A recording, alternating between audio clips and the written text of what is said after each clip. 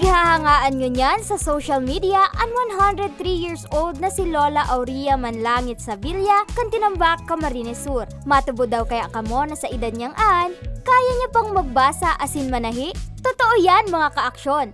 Ang makuapo niya mismo ang nakapagpatotoo kaan. Sigun kay Charity Dumabok, maluya na ang pandangog ni Lola Aurea, alagad malinaw pa ang pangiling kaini. Katunayan, kaya pa daan ni Lola Aurea na basahon ang mga saradito na letra sa Biblia. Magin ang tursido, kaya pang ipalaog ni Lola sa luho kan dagom. Kaya ang pananahi, yakang-yaka pa.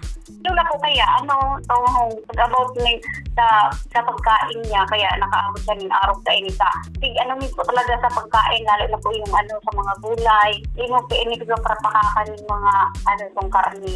April 15, 1919 kan mamundag si Lola Auring, 22 anyos kan siyaman maagom na nagbunga nin siyam na aki. Alagad anuman agad ang sikreto ni Lola Auring nga ni ma-achieve ang halabang buhay.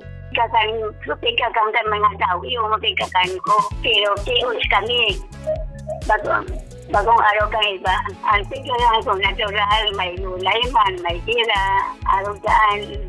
Apwera sa pananahi asin pagbabasa, kaya pa ni Lola Auring na magpreparar kan sa iyang kakanon.